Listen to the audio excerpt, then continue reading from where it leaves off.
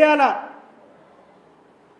ఉండేటువంటి స్కీములన్నీ అసలు ఉండేటువంటి స్కీములన్నీ ఆగిపోతే మాట్లాడేవాడే లేడు కాలేజీ సీట్ లేకుండా అంటే మాట్లాడేవాడు లేడు ఉక్కు కర్మాగారం నుంచి స్టార్ట్ చేయకుంటే మాట్లాడేవాడే లేడు రేపు ప్రజలు మిమ్మల్ని క్షమించరు గుర్తుపెట్టుకోండి ఆయనేమో బిజీగా పైన ఆయనకు రావాల్సినటువంటి కలెక్షన్ల కోసం వాళ్ళు వాళ్ళ యొక్క కలెక్షన్స్ వాళ్ళు మొదలుపెట్టినారు వాళ్ళు కలెక్షన్స్లో ఉన్నామని చెప్పి ఇక్కడ నుండి స్థానికంగా మీరు కూడా చులకన అయిపోతున్నారు జనంలో ఎక్కడ చూసినా కూడా చాలా చులకన భావంతో మీ గురించి మాట్లాడుతున్నారు దయచేసి చెప్తున్నా డబ్బులు ప్రాధాన్యం కాదు ప్రజలకు చేసేటువంటి మేలు గుర్తుపెట్టుకుంటారు ఈ జిల్లాకు రావాల్సినటువంటి అన్ని కార్యక్రమాలను ముందరుండి చేయండి అండ్ చంద్రబాబు నాయుడు గారు కూడా చెప్తున్నా ఎప్పుడో ఇస్తాం అరకొర ఇచ్చి మేము అన్నీ ఇస్తామని చెప్తే ప్రజలు పిచ్చోళ్ళు కాదు ప్రజలు తిక్కలోళ్ళు కాదు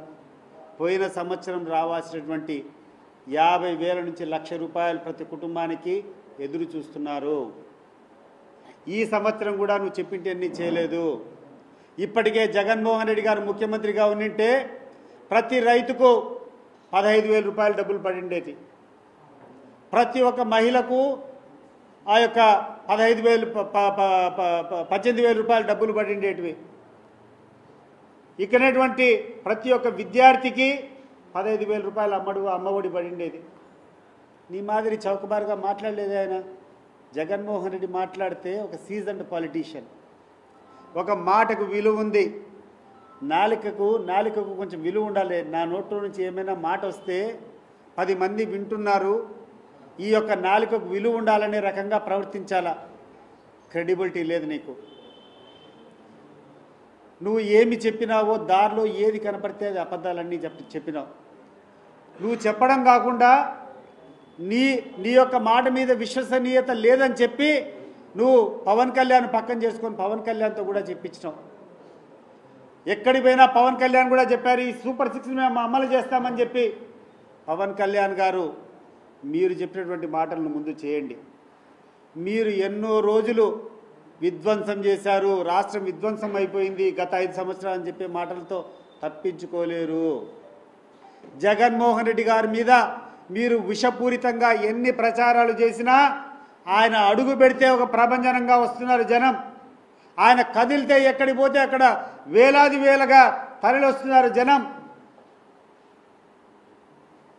దానికి ప్రత్యేక నిదర్శనం పవన్ కళ్యాణ్ గారు మీరు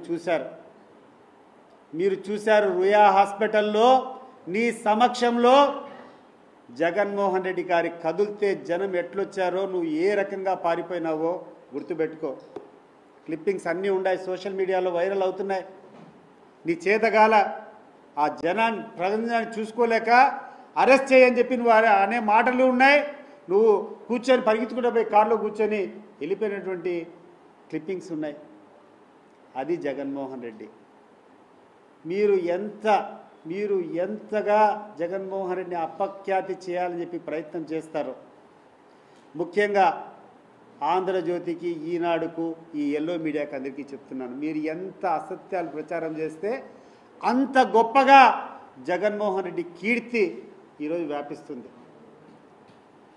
అబద్ధాల కన్నా ఒక హద్దు ఉండాలి విధ్వంసం అంటే విధ్వంసం ఏమి విధ్వంసం ఈ రాష్ట్రంలో ఉన్నటువంటి ప్రతి ఒక్క పౌరునికి ప్రతి ఒక్క ఇంటికి డైరెక్ట్గా డబ్బులు ఎటువంటి అవినీతి లేకుండా డైరెక్ట్గా వాళ్ళ ఖాతాలో డబ్బులు పంపించడం విధ్వంసమా ఈ గ్రామాల్లో ఉన్నటువంటి ఈ రాష్ట్రంలో ఉన్నటువంటి గ్రామీణ విద్యార్థులకు అందరికీ మంచి ఎడ్యుకేషన్ ఇవ్వడం విధ్వంసమా ఈ రాష్ట్రంలో ఉన్నటువంటి ఈరోజు ఇబ్బంది పడుతున్నటువంటి మన మెడికల్ ఎయిడ్ కావాల్సినటువంటి వాళ్ళకందరికీ ఆదుకోవడం విధ్వంసమా అని చెప్పి నేను అడుగుతున్నా ఈరోజు పరిస్థితి ఏమైంది ఈరోజు కార్పొరేట్ హాస్పిటల్కి పోయి చూద్దాం రండి ఒక పేషెంట్ అక్కడికి పోతే ముందు డబ్బులు కట్టు అనేటువంటి పరిస్థితులు ఎక్కడ చూసినా ఉన్నాయి మీరు ఎవరైనా రెడీ అయితే నేను రాండి మనం మారువేషంలో పోదాం ఒకసారి ఒక హాస్పిటల్లో డబ్బు కట్టేంత వరకు పేషెంట్ను చేర్చుకునేటువంటి పరిస్థితుల్లో లేవు ఏమని చెప్పి నేను మన హాస్పిటల్ వాళ్ళని అడిగా ఏం కథ అని 9 నెలల నుంచి మాకు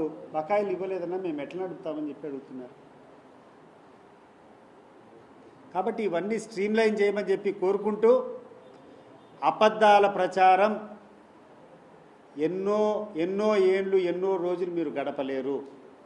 ప్రజల దృష్టిని మీరు డైవర్ట్ చేయాలనుకుంటే అది సాధ్యమయ్యేటువంటి పని కాదు. మీరు ఎంత అబద్ధాలు చెప్తారో అంత గొప్పగా జగన్మోహన్ రెడ్డి గారి పర్సనాలిటీ ఆవిష్కారం అవుతుంది.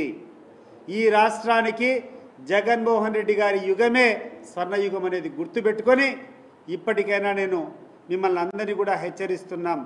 మీరు ఇచ్చినటువంటి హామీలకు మీరు కట్టుబడి ఉండండి. లేకుండా అంటే మీరు చెప్పినటువంటి మాటకు మీరు ధైర్యం ఉంటే మీరు మీ సెక్యూరిటీ వదిలిపెట్టి రాండి, జనంలోకి రాండి, ఒక వార్డులో తిరుగుదాం, ఒక్క వార్డులో తిరుగుదాం. లోకేష్ గారు రండి, పెద్ద కాలర్ ఉండే షర్ట్ వేసుకొని రా.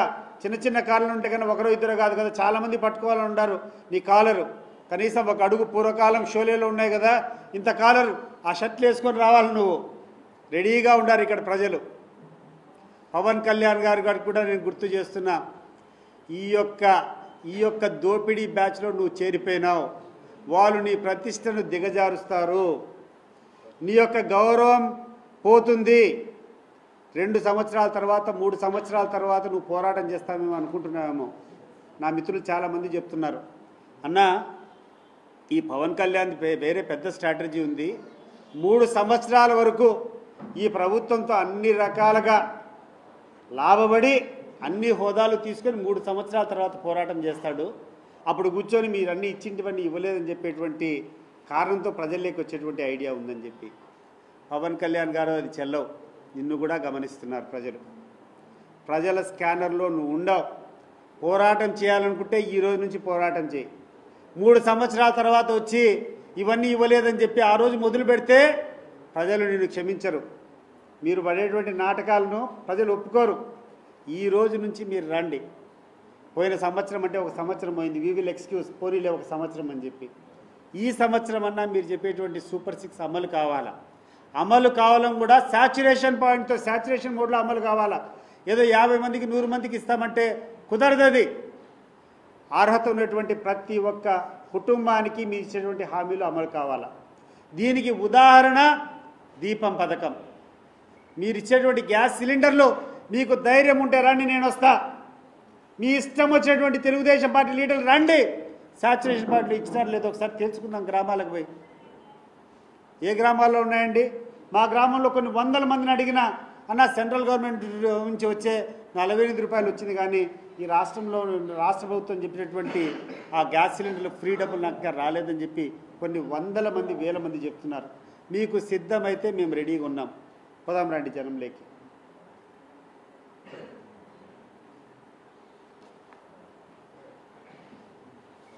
Any question sir? ఎస్.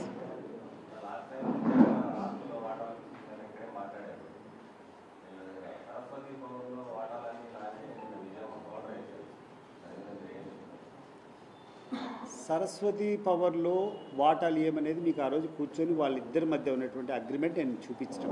ఆ రోజు మాట్లాడేటప్పుడే నేను ఊరికే ఈరోజు అంటే నేను ఆ క్వశ్చన్ మీద ప్రిపేర్ కూడా రాదు. ఆ రోజు నేను డాక్యుమెంట్ తీసుకొని వచ్చి చూపించాను.